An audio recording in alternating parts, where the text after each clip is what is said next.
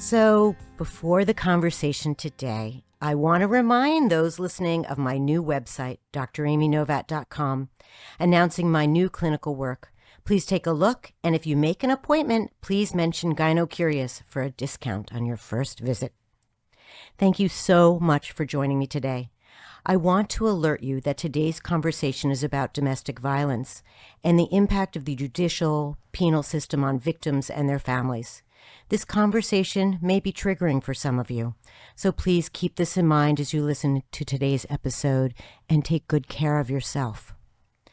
Domestic violence, or DV, is not an abstract concept for the women I am speaking with today. It has impacted their lives, their work, in deeply personal and lasting ways. Their experience reflects a broader crisis. According to the CDC, 1 in 4 women and 1 in 7 men in the U.S.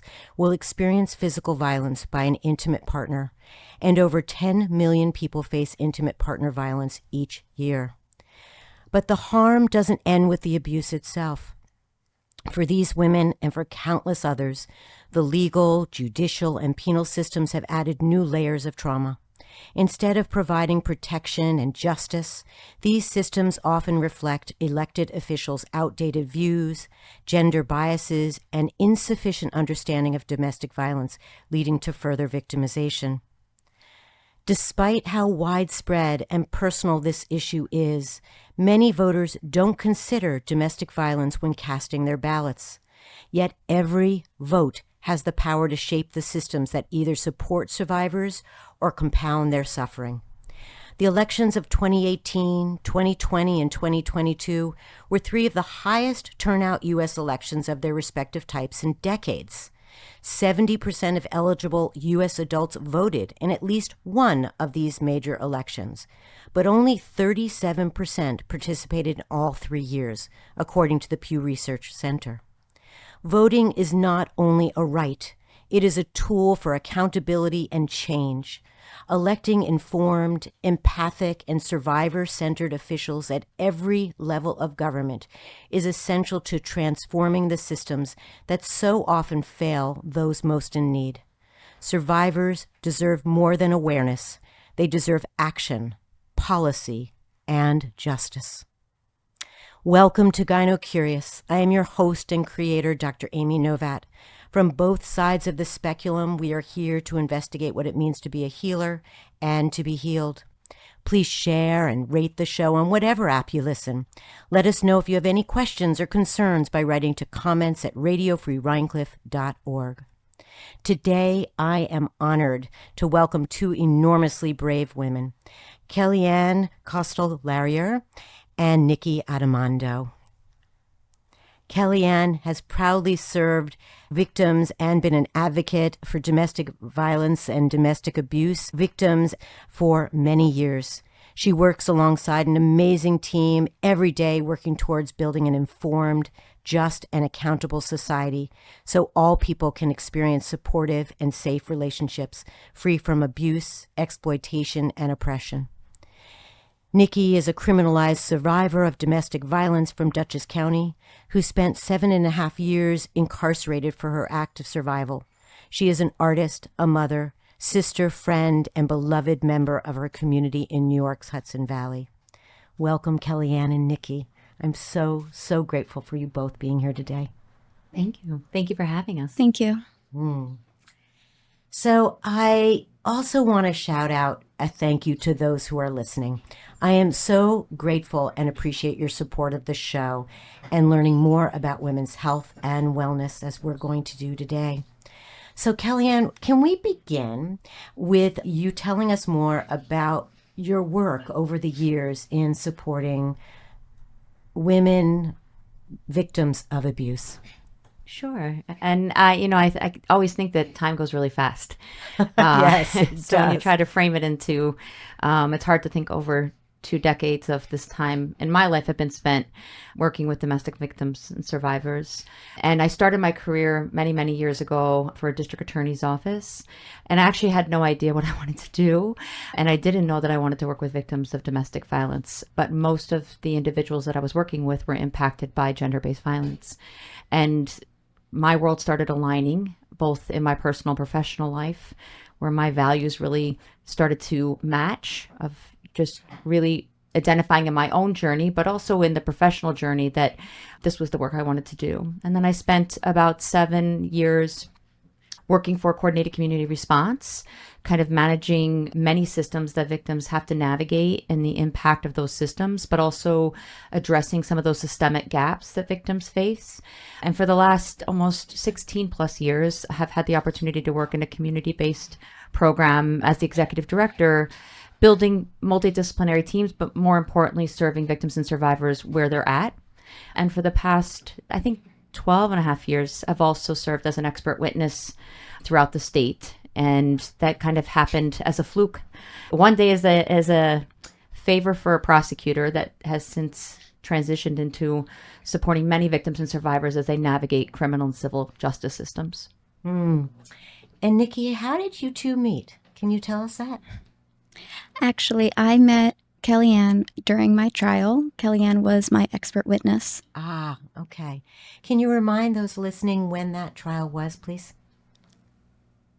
I think, I was the expert witness in the Domestic Violence Survivors Justice Act hearing. And so this was, in the end, after the jury had initially found Nikki guilty.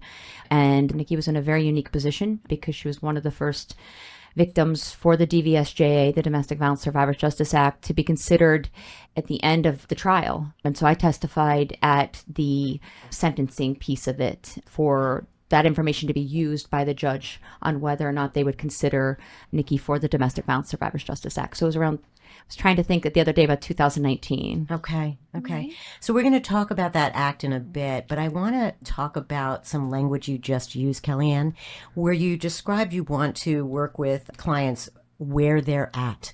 And I think about that expression in terms of healing. When I'm with a patient and I'm trying to understand how best to assist them, strategize how to heal, I also think about where are they at? Let's just say I'm going to talk to them about exercise and they have a boot on their foot because they just had surgery on their foot. I'm not going to say, hey, go out and run a marathon, right? I'm being very simplistic, of course, but can we talk about what that means in the face of your work? And perhaps, Nikki, you can even address it, how you perceive that, about kind of where we're at each step along the way in all of our journeys, but particularly vis-a-vis domestic violence and your counseling and support of women. Well, I think a lot of times general society, but also systems, really lead with a lot of myths and misconceptions of victims and survivors. And so we have our ideas of how victims should present and, how they should show up based upon the trauma that's happened to them. And what we know is healing is not linear. And we also have to understand that on top of the abuse that they're experiencing at the hands of their partner, many times, even when they're attempting to navigate safety, they are thrusted into other criminal and civil justice systems that are, I would argue, both unintentionally and at times individuals within those systems intentionally are inflicting additional harm on victims and survivors. And so they're, trying to navigate not only whether or not they're able to extract themselves from this abuse, but also the systems in which they're navigating really are not designed for them. And so from a community provider's perspective, it's the one place a victim or survivor can go and connect with an advocate in anywhere that they are, that it's not about getting them to a place that we need them to be. It's really meeting that person where they're at.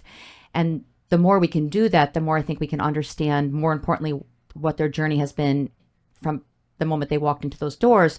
But also if we're going to give individuals realistic options, as you mentioned about the boot and not wanting to, go run or jog, I think you lose your credibility with victims and survivors when you would say something like, if you can see they have a boot on their foot, and telling them, their options are they could run or walk, right? But realistically, there's lots of other things and modalities and options that victims and survivors can use if we truly listen to that victim and survivor. Because if we don't, in our case, if we don't listen to that victim or survivor, the options that we present to them could be increasing their risk and their danger and their lethality. And so there's an enormous responsibility to make sure you're really meeting that person where they're at and that their experience matters, because any option you give them has to take into consideration their experience if you really want to contribute to their safety. Yeah. I think that there's all kinds of language that's used over and over again to describe domestic violence. But what I think is true, but please correct me if I'm wrong, each individual's journey is individual. And yes, there are some similarities in stories where DV occurs, but again, where each individual is at in time, in place, their partner, their families, financial, racial, et cetera, creates their own unique story. Yeah, sir. I mean, the biggest for us misconceptions, people think, well, they come to wherever you are and they say, I'm a victim. And my experience in 20 plus years of doing this work is I've never really had any victim or survivor come up to me and say, I'm a victim. What they do come and say is that someone told them about the work that we're doing, or someone referred them, or they're forced or thrusted into a criminal or civil justice system and presented with very limited options. And yet, when you're sitting in front of a survivor, I disproportionately also experience victims and survivors who believe they're not worthy of services, or that they believe that there's someone worse off than them. And so I think the most important piece about meeting them where they're at is also validating their experience and realizing that, you know, you can only see surface level, but much of victims and survivors' scars, are last a lifetime and they're not visible. And so it's just important to realize and remember that for many, many individuals, they often aren't even coming to terms with the fact that they are a victim until they have the opportunity to really talk through their lived experience and someone validates that the things that they're describing are all forms of abuse, right? And so if they don't have that language themselves to understand that much of what happened to them, emotionally, psychologically, financially, sexually and physically, all of those things around coercive behaviors are abuse.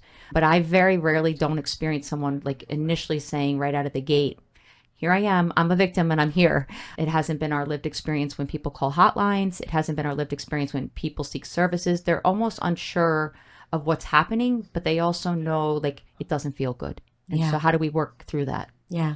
Can we talk about some of those myths and misconceptions that people have?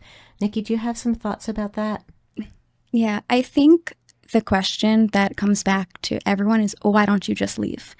If you're being hurt, why don't you leave? And I think that looks different for everyone. And a lot of times people can be in the process of leaving. They're just not there yet. And it doesn't match up with what that expectation is, say, from the police or from the agency that you're working with, if they don't meet you where you're at. Well, and I think if leaving worked, we wouldn't be doing our work, right? And so we have to understand that, a lot of times, as we say to people, leaving doesn't stop the violence. And ultimately, even if you are able to extract yourself even temporarily, you are going to engage with the civil system that is going to force you into co-parenting with this person, that is going to force you to have to still navigate and walk parallel lives. And so the idea that people think, well, if you just leave, the abuse stops. And the other thing that I always say is that, I mean, at least in my experience of even, when we're working and looking at how many women have been murdered locally in the field that I'm doing, most, if not all of them, either were in the process of leaving, had told someone they were leaving, or had left and they were killed. And so if we know that to be true, then I also think we cannot deny, nor ignore, nor not acknowledge that there are many victims that have to stay in order to stay alive. And we don't talk about that enough either. And so it's really understanding for victims that if leaving was an option, right, that it would be so simple. I always tell police, if leaving was an option, then why are you doing domestic incident reports on former partners? You know better than that with your skills, training, and experience, and yet you still say something as naive and dangerous to a victim as, why don't you just leave? Yeah. The other thing that I want to point out is that domestic violence crosses all boundaries: race, socioeconomic, demographics, place. It's not just urban. It could be, rural. That's true, isn't it? Yes. I mean, the thing is that people have a lot of ideas on who they think can be a victim. And what I've learned over the years is that anyone can be a victim. I mean, anyone, regardless of socioeconomic status, regardless of race. Certainly, we understand that, gender and And the idea is that it's rooted in larger systemic forms of oppression, right? We can't ignore that it's deeply rooted in patriarchy and misogyny and sexism. And that doesn't mean that men can't be victims. And yet disproportionately, because of the constructs of our society, these are rooted in larger issues. It's also why it's very hard for people to understand why victims can't leave, right? Or what the expectations are within gender roles, right? And I think a lot of those things were weaponized against Nikki in her trial. I mean, I think Nikki's trial really shows every myth and misconception and how it was weaponized against her. I mean, it really, for me professionally, took me back. I felt like we were 20 years rewind. If you could take every myth and misconception of domestic violence that is out there, Nikki experienced having to navigate those sitting at that table because they were all weaponized against her, every single one. Any thoughts, Nikki? Well, I wish I met Kellyann a lot sooner. Absolutely. I was told, you had resources. Why didn't you leave? You had a car. Why didn't you leave? You had support. But leaving is dangerous. And I had a police officer come to me with a piece of paper and say, if you sign this, I'll arrest him. And the average person would think, there you go, there, it's over. Sign the paper, he's arrested, it ends. But it doesn't. That was terrifying to me. I knew what would happen. I signed the paper, and then what? He's arrested. That's not what I wanted. I just wanted it to stop, know? Yeah. Which, this highlights why I wanted to speak with you today. It's one of the many reasons I wanted to speak to you today about how important our courts and our laws impact domestic violence survivors, and how the people we elect, from local judges to lawmakers, can either protect or endanger women and families. So I want to point out to listeners, particularly those living in Dutchess County, this November, voters in Dutchess County, New York, face a rare and critical decision in the election for county court judge. With only 2 seats in the Dutchess County Court and judges serving 10-year terms, this race carries long-lasting consequences. The current face-off features 2 candidates with a complicated history and significantly different judicial philosophies, which is one of the things that Kellyann is pointing out here. It is a clear opportunity for voters to shape how criminal justice is administered in the county for years, at least 10 years to come. So, in September of 2017, Nikki fatally shot her abusive partner in self-defense. The incidents followed years of abuse, which was documented by many, including medical professionals, the police, and her therapists. So I want to go back to talking about the Domestic Violence Survivors Justice Act of 2019 and how this particularly fits into your case, Nikki. You mentioned it early, Kellyann, and then the timing of this was also incredibly important or challenging vis-a-vis Nikki's case. Can we talk about that, please? Well, I guess let's talk about what it is first. And I think it's important to acknowledge that, just getting this law over the line was no easy feat. I mean, I can remember a decade's worth of advocacy, meaning, certainly we were supporting those individuals, including Kim Dadu Brown, that were instrumental in really driving this Domestic Violence Survivors Justice Act. And it's her and their team that spent years kind of rallying all of us in the domestic violence field to really advocate for understanding the complexities of victims and survivors. And so when it finally passed, I mean, in the advocacy world, we were like, finally. I mean, it just felt like forever.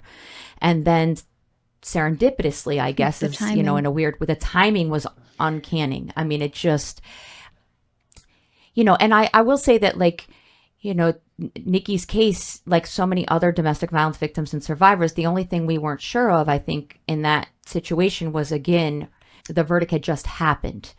And so in many other instances since then, many of the, criminalized survivors have been incarcerated for a significant amount of time and now are applying to, be resentenced. And so we weren't certain. It felt like a bit of a no-brainer for me. I mean, you have to understand that this was really like, there was no other mitigating issue besides the fact that you were a victim and you were managing to somehow stay alive, that you could take into account these matters and reduce that sentence from anywhere to 5 to 15. And, I have to admit, serving as an expert witness, as I mentioned, was a favor that grew into something very different. But when I was approached initially to be an expert witness on Nikki's case by her first attorneys, I really thought,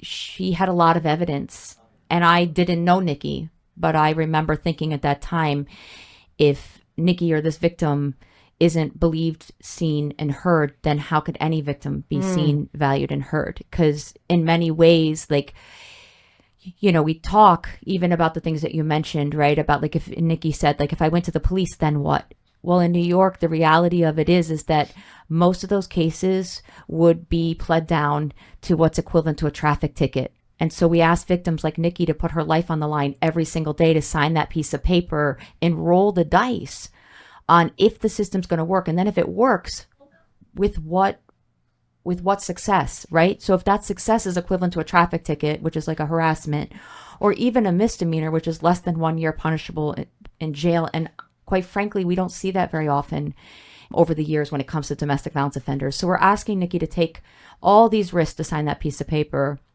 But so many things that Nikki was doing every step along the way, even engaging with, a sane nurse, engaging with law enforcement, seeking the support of counseling and services, safety planning, strategizing around safety planning, steps with her children in ways that she was keeping herself and her kids to the best of her ability safe.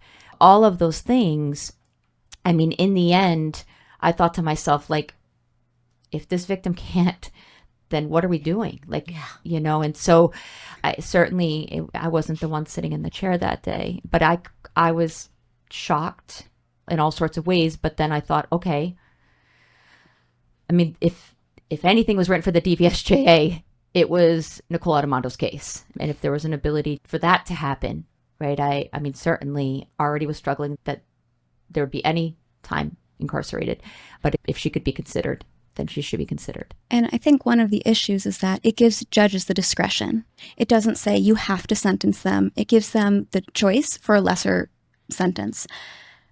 My trial ended in April of 2019, and the DVSJA passed weeks later, maybe, and everyone thought this was great. But that's the issue, and it's the same judge that just sat through a trial, allowed evidence in or did not allow evidence in, made rulings, and then he was to decide if that law would apply to me, which he decided it did not. Also, there weren't other cases before me where it was successfully used. So in real time, they're deciding on, is it preponderance of the evidence? They were doing this in real time with my case. So challenging. So challenging.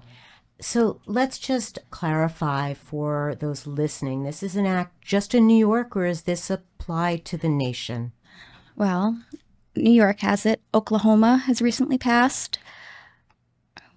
Nikki and her sister have been doing a lot of advocacy work to replicate the legislation and connect with other states to talk about the ability to have some sort of Domestic Violence Survivors Justice Act, because Nikki certainly, even in her own experience, has continued to want to advocate so that victims and survivors don't have to walk the pathway in which she did. And she knows that there's hundreds of other Nikkis out there. And so it's just, I don't think she stops since she's been home in finding ways to ensure that everyone and anyone knows about the DVSJA. Yeah. There are a handful of states that are working towards it. I've been in contact with some of them. I wish it was everywhere. I was incarcerated with so many women who need this law here in New York, and we have it, and it's still a long wait for them to get out, if it works at all. Yeah. And again, this act uses the evidence of abuse to help judges make decisions, correct? Right. I just want to be clear with the audience what this act does. It allows them to take into consideration whether domestic violence was a contributing factor to their crime. Got it. Great. And so the appellate court said that Nikki's abuse at the hands of her abuser was clearly documented, and they felt that the judge should have given you, Nikki, relief under the DVSJA. And they wrote that the judge's decision was arcane. These was the words they used, and wrote that his ideas about domestic violence survivors were, quote unquote, antiquated. So please remind the audience how this act changed the time that you were spending in jail. What was the initial sentence, and then how was it reduced? Yeah, I was originally sentenced to 19 years to life. I was told I could have left. I was told maybe I reluctantly consented to things I was uncomfortable with. And then he called me a broken person. And when I went to the appellate court, they reversed it themselves. Usually it gets sent back to that sentencing judge, and they resentenced me themselves to 7.5 years. You shouldn't have served one day. Not one day. I'm in the midst of this, and I just want to say, as I get emotional, how much I respect both of you and admire the work you're doing now, Nikki. I mean, it's just courageous and a wonderful thing.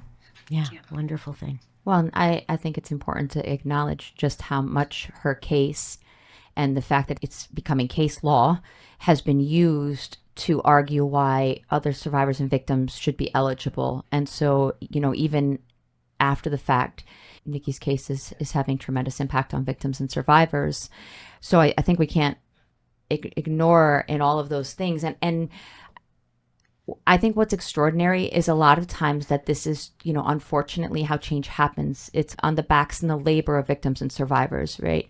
And, Nikki paid an ultimate price. And I think, as you talked about being emotional, I think from the moment that I heard Nikki's case, felt connected in various places and spaces around it.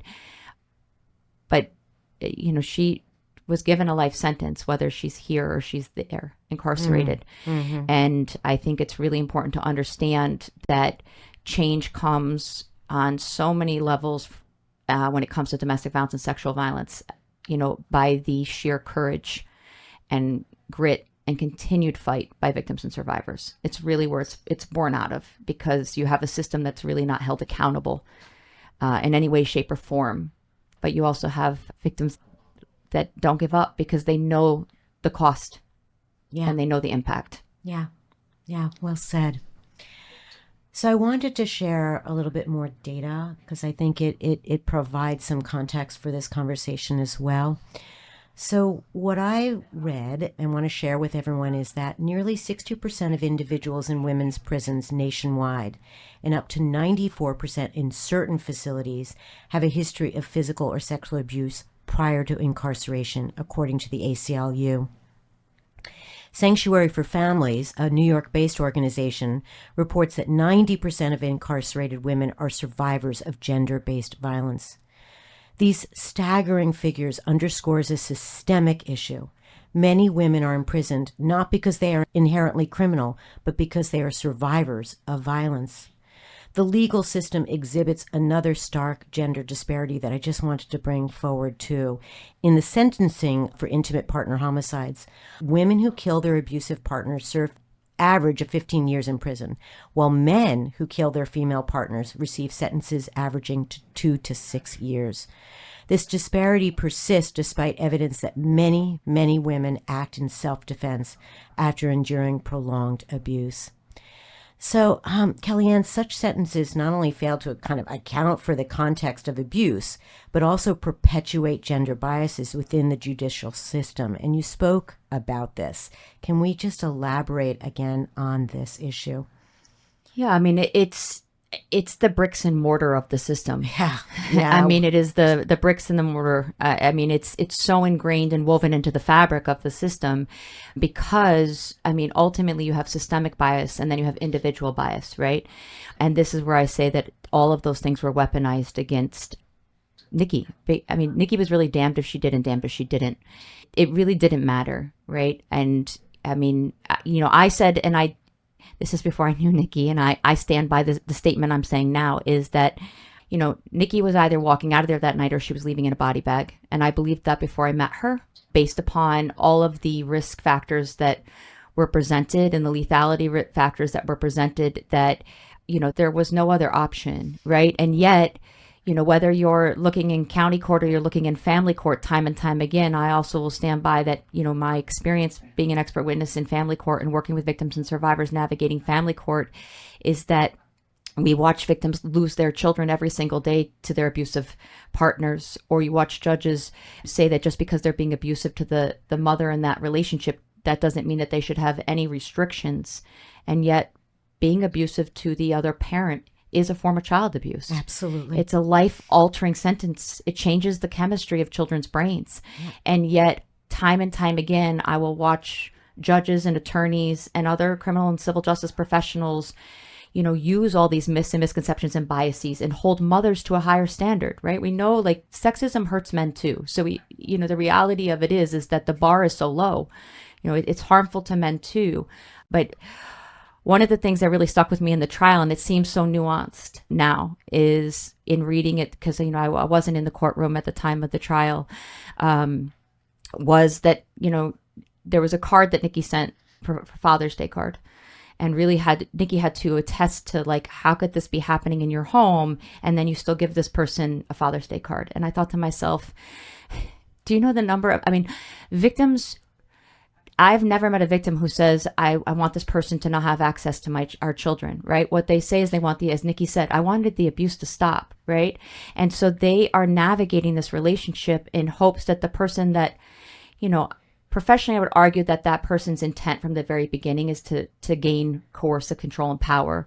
But a lot of those smoke and mirrors and gaslight behaviors they use come in the forms of what we often see in healthy relationships. Yeah. Right. And so it's hard to know when the actual abuse started. And so, so many things that victims and survivors do are weaponized against them. Right. I've watched, Child Protective Services penalize victims for, having to negotiate for diapers and wipes while they're trying to keep themselves safe. Right. And so all the things that Nikki was doing, she was doing to keep herself safe. And many of those things were not seen. And so I think to myself, those biases were used against her. If you were this mother, then how could you not do this? Or how could you do that? Right. Or if you were unsafe, how could you do this? Right. But no one ever says to the person using these behaviors, those behaviors impact your children. And you're making a choice every single time you use that behavior to do harm to your children too. No one ever says that, right? Or no one ever says to that person, you're harming this person. What gives you the right to stay in that home, right? Or how do we hold you accountable? I thought, and Nikki and many victims and survivors are often looked at you have to keep yourself safe and you have to jump through all these hoops. And yet we, the system, can't even keep you safe, but somehow you have to have the magic recipe. And so for, the system, all those things were weaponized against Nikki. Yeah. Her mothering, her partnerhood, her, her childhood, all her lived experiences, right? And there was really no accountability, even prior to this, to the person who was actually doing the harm to Nikki. Yeah.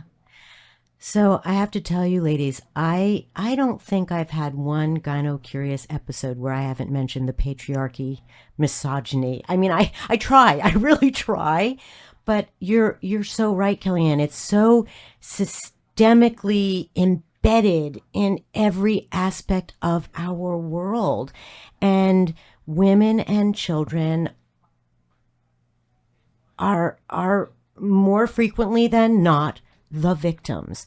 And when a philosophy that drives every system of our lives is infused with the patriarchy,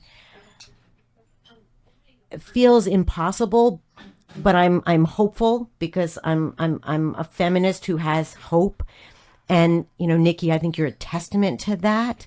But gosh, is it challenging, hard, difficult, disempowering. Well, this is why I say all the time, it's fascinating to me when people want to say, I don't need training on domestic violence or I get it. And I say to myself, but then you do things within a system that inflict far more harm in many times than the abuse itself. And that to me is crazy, right? Is like, for many victims and survivors, what's been interesting, and you know, it is an incredible honor to hold space and hear victims and survivors' experiences. But I can't tell you time and time again how many victims and survivors say what the system did to me, what the individuals within that system did to me was far worse, because I went to the helpers. And when I went to the helpers, they weren't there. And, you know, in a professional setting, I always say, like, I get so tired sitting across from criminal and civil justice partners who say, like, I don't need training, or I had this 1 hour of training, or I want to be impartial. You can be impartial and still do your due diligence to make sure that you have the skills, training, and experience that you don't do harm. Because understanding family violence is part of building your credibility within your practice, regardless if that's in a courtroom, from a bench, or with a badge, or as an advocate. Because if we don't build those skills, training, and experience, and we don't work that muscle, then what we do is far worse. And that's not about being, you know, biased, right? The more training we do and the more we understand, you know, that we were born into these constructs, right? I always say, we talk about this all the time with our youth, right? And we teach little boys that the worst thing they could be is a girl, from the very inception, that they're old enough to learn that. And so if you say to me, I don't have to do this training, and we don't have to talk about sexism and misogyny and patriarchy, and I'm like, then how can you even say you have a baseline of experience? Right. How can you say that? No, in fact, I think it's a fallacy to say that I'm impartial without information. You have to have information to, in fact, be impartial, to look at both sides and understand both, to then say, okay, I'm going to sit in the middle and hear this story.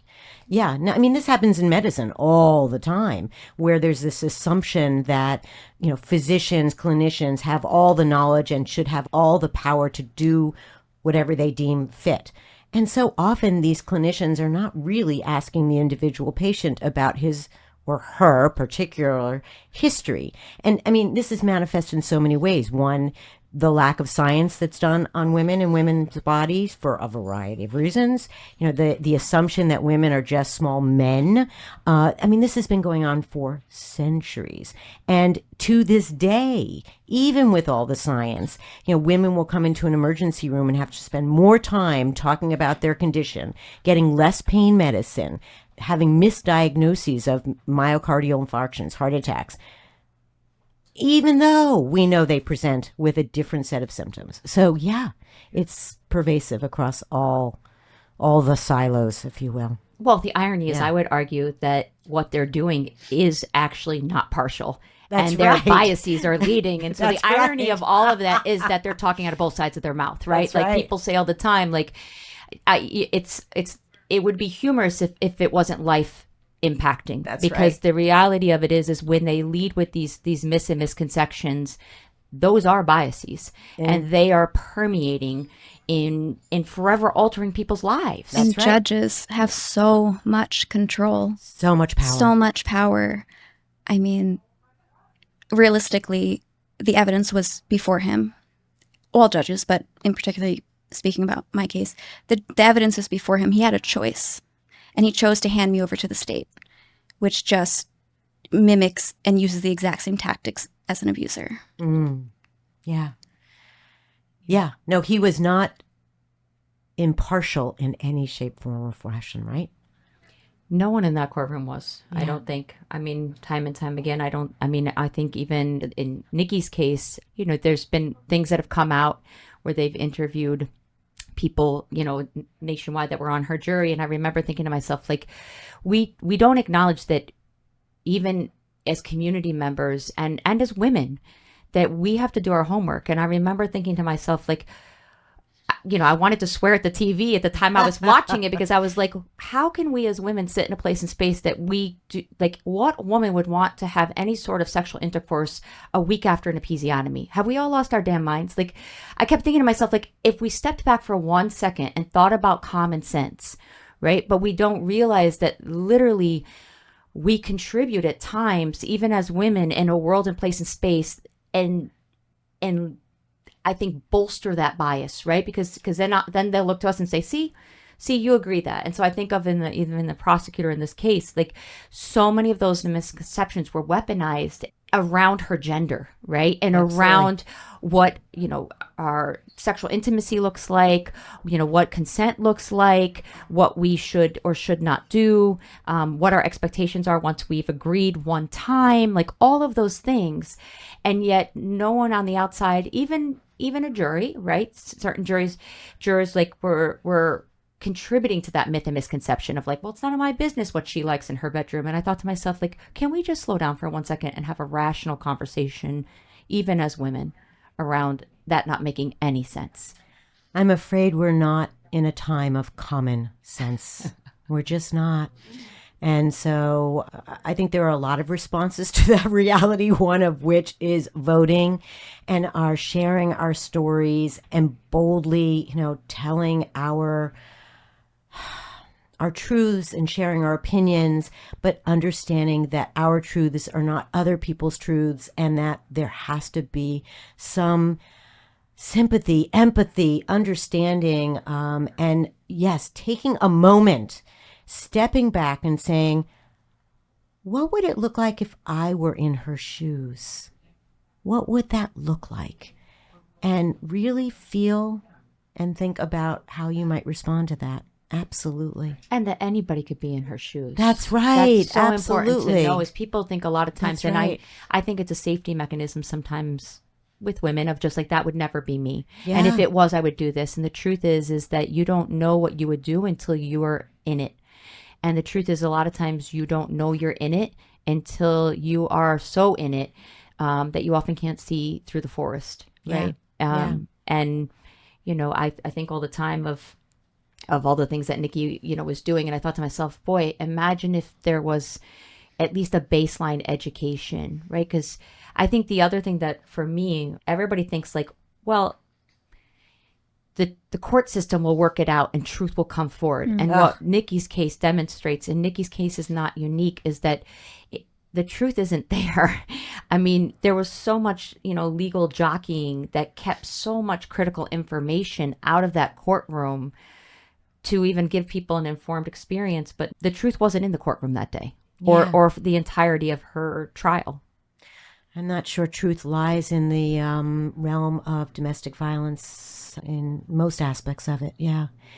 Nikki, I don't know if, please, if you're not comfortable with the following question, let me know. But I'm wondering whether, given the statistics of the number of women in the penal system, in prisons, who have experienced DV, when you were there, was there any community conversation about this shared experience? It was such a common experience that it was almost like the norm. How sad is that? Yeah. And once the DVSJA was passed, it was like a buzz going around. Because everyone in some way felt they were eligible, or were, because so many of them were survivors. Yeah, there was. It's also not completely safe to feel in prison and to share. There would be moments where some people may, but as a whole, collectively, it was just like a known thing that most people were sexually abused or abused. A lot of them were there for surviving, or there because they couldn't protect their children because they were being abused, or because they were coerced into doing a crime by their abuser. The list goes on. Yeah. Thank you. I guess I'd like to speak to those who are listening and how we might help them identify, think about, process what might be their first steps. Kellyann, you alluded to kind of the calls that you get, but how can we help those listening perhaps sit up and say, gosh, maybe I need to ask a question? Well, I guess I would start with Nikki, and certainly can support the conversation. We have to rewind a very long time. Let me think. What would you want people to know that we're sitting? Well, now it's so different. Everything is 2020 in hindsight. Sure. When I was in it, I didn't feel like there was a way out. And there are people like Kellyann. There are people out there who care. But when I was in it, I was so in it, and you're just trying to survive. And I get that. And I wish other people really got that. Yeah, and I would think that, for those of us who are working with victims and survivors, in various places and spaces, I would agree with Nikki, and I would also say that from my professional experience on top of working with victims and survivors, this is why we have such a responsibility to ensure that our criminal and civil justice systems are continuing to evolve. Who we were and what we were even 20 years ago in the domestic violence field looks different, right? And what we know about family violence, what we know about access to weapons, what we know about even bullying and the impacts on our youth and the impacts on youth who witness violence, to say that we aren't responsible to learn and to grow and to apply these measures in our professional experience.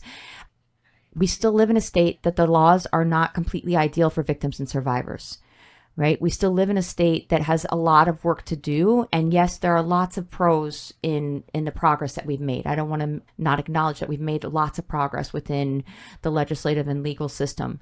And there has to be more accountability for all the professionals in this field to ensure that we're constantly upskilling, developing skills, training, and experience, and understanding that domestic violence impacts everyone, right? I mean, the reality of it is, and just in using Nikki's case, for example, Nikki worked and interacted with so many other people within the community. The kids interacted with so many other people in the community. The family interacted with so many other people in the community. We were all interconnected. And so there were lots of times that even if the system that she was interacting with was doing the best they can, the best we can is not good enough. Yeah. It's not good enough if victims are still dying. It's not good enough if victims are incarcerated for managing to stay alive.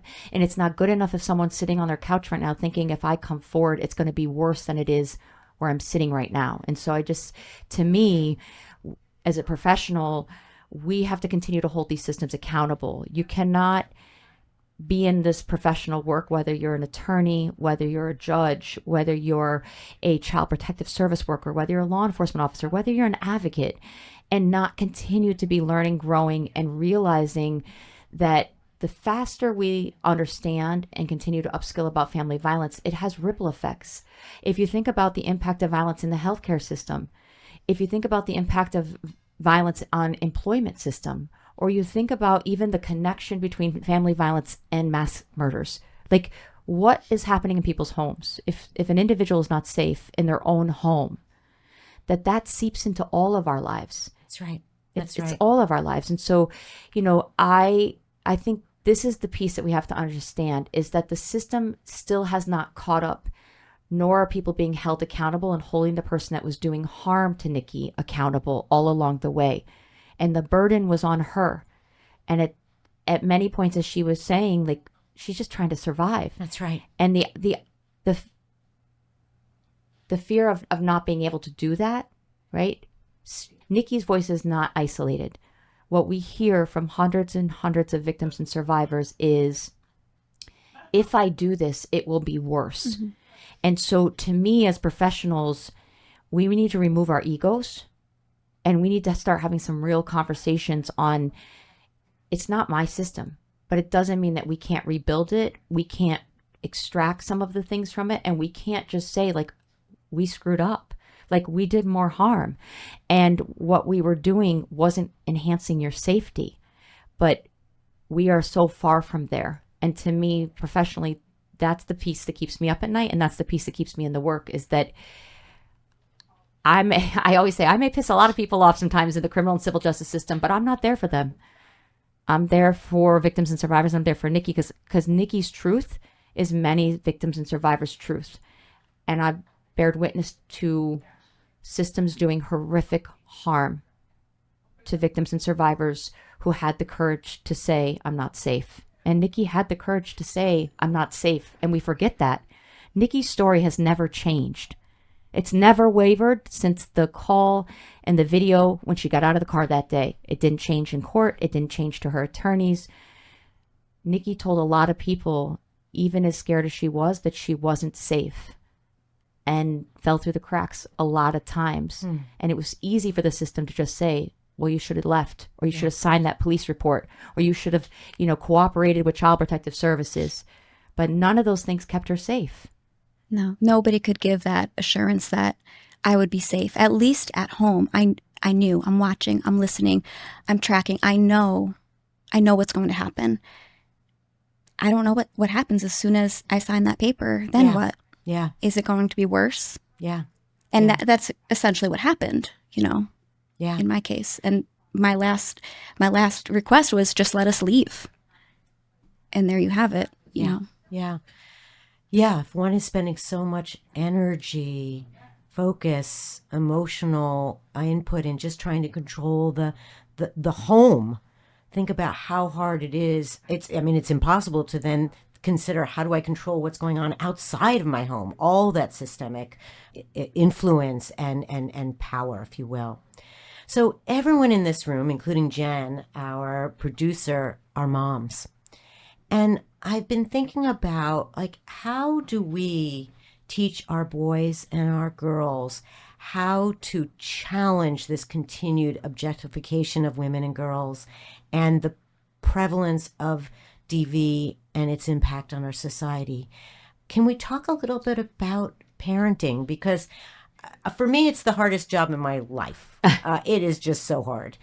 And particularly teaching my kids, who are now adults, but teaching my kids, well, then and even now, about how to look at the world with open eyes, no matter how much it frightens them, no matter how much it makes them cry, no matter how much they rejoice in it. So can we talk a little bit about that? It's a hard one. Yeah, it is a hard one. When I left, they were 2 and 4, and they're 10 and 12 now. So I'm really in the thick of it, having these conversations. But what's so amazing is that we were having these conversations. When I was a child, when I was their age, honestly, until I was an adult, we weren't having these conversations at all. Yeah. And we are. It's something we talk about all the time. How to be safe. Yeah. Yeah. Ironically, we were talking about that on the way over here, because I have a large age gap in my kids. I always say, I have a 25-year-old, a 21-year-old, and then one more for fun, who's 10. I'm a much better mom this time around, but I'm also, ironically, more ingrained into who I am in my work than I am the first time around. I always say with my oldest, I have boy, girl, boy. I always say to him, you got to cut me some slack because we raised each other. And I was more grounded in understanding the complexities of patriarchy and sexism, misogyny, and having more language to put around my lived experiences. But what's interesting is I still was so shocked when my now 10-year-old would be 3, he's a boy, and he would come back, and all of a sudden he would just say, I don't like that song anymore. It's a girl song. And I say, Where did you hear that? Who told you? That's your favorite song. And so I was really taken back that, here I am, a different person in my home. I'm equipping my kids with different things. And like Nikki, I'm having conversations that never took place in my own home growing up.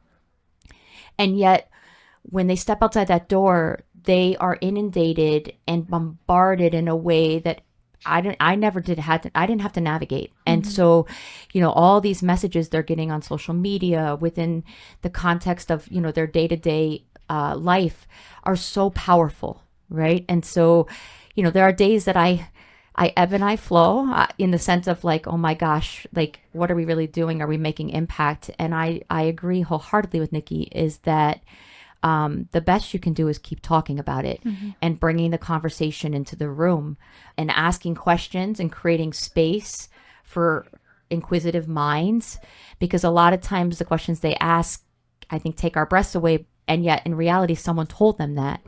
And so, it's worse if they don't ask it, though. Right. Yeah. Right. That was our reality growing up. I heard these things. I had questions. I didn't ask them. I try to make it a space where you can ask me anything. That's totally normal. You feel like that? That's normal.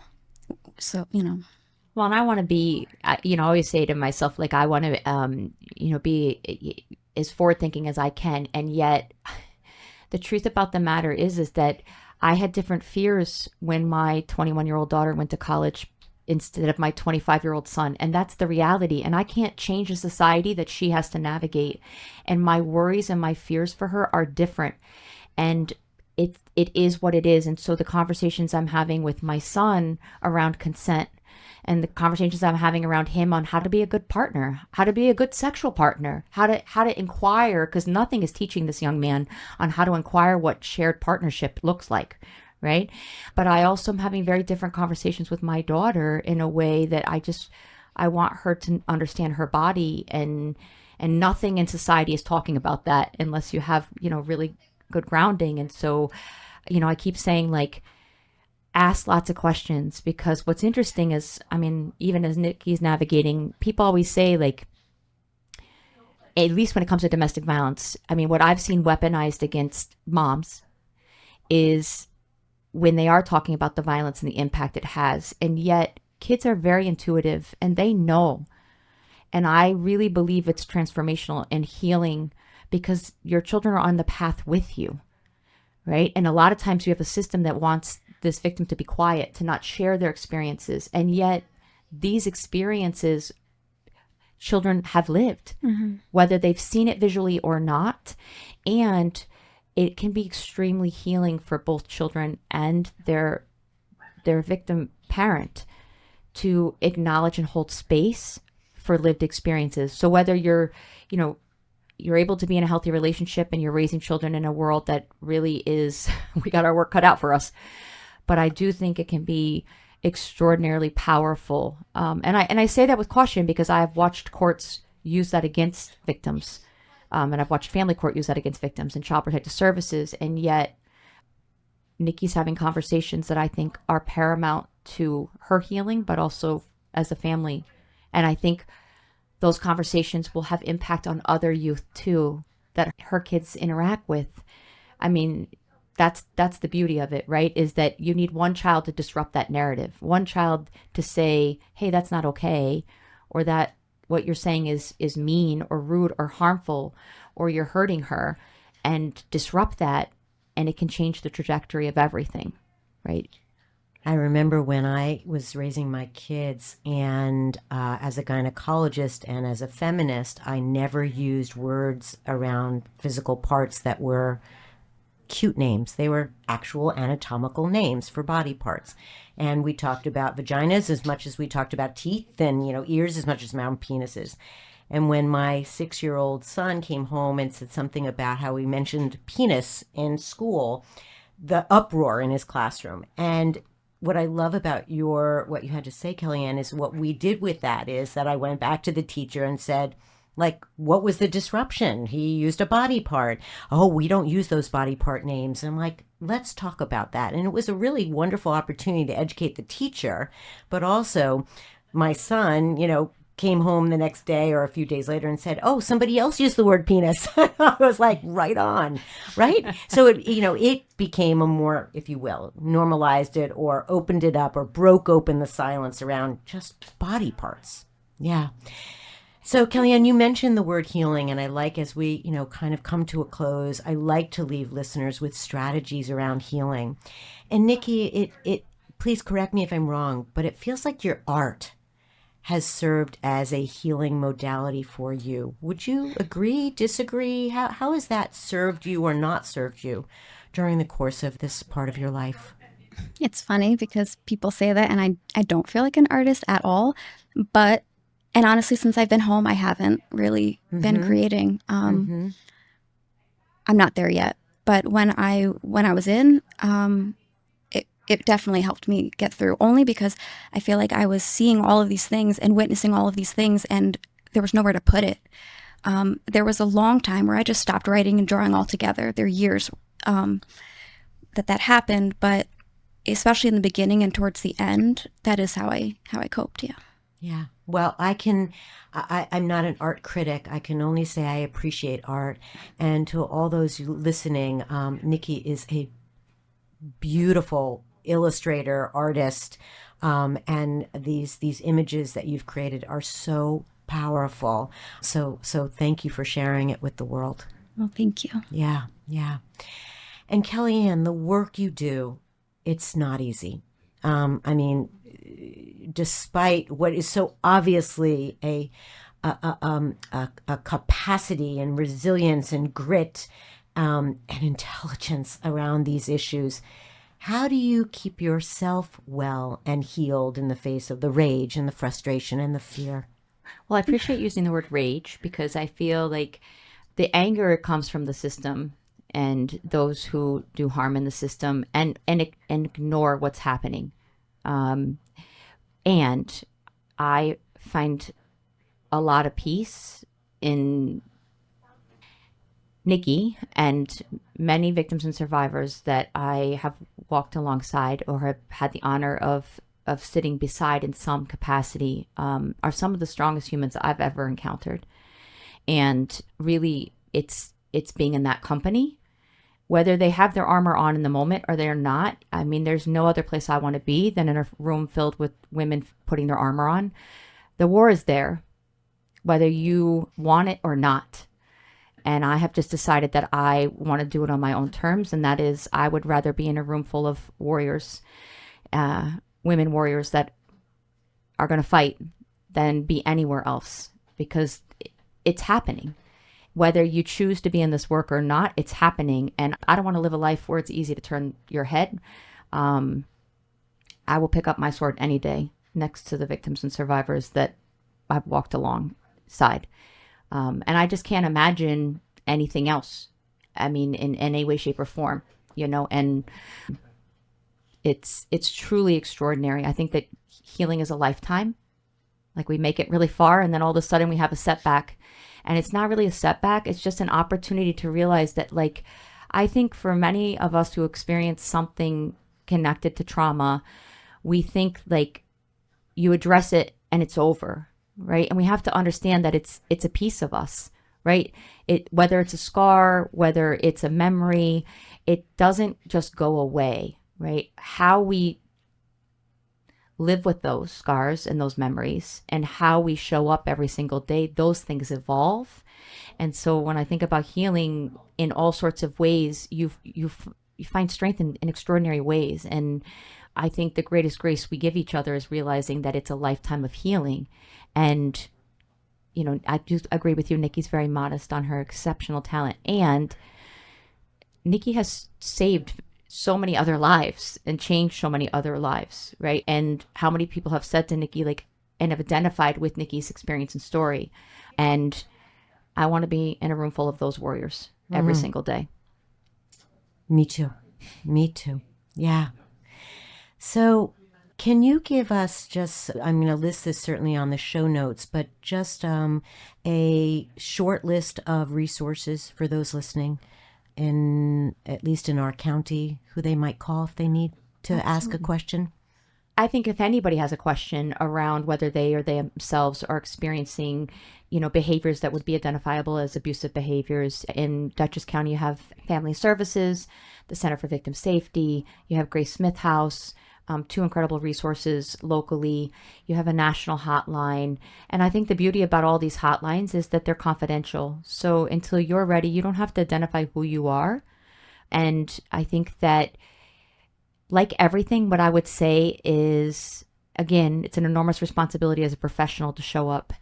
And if it doesn't feel right, then try again, right? Is that your story matters.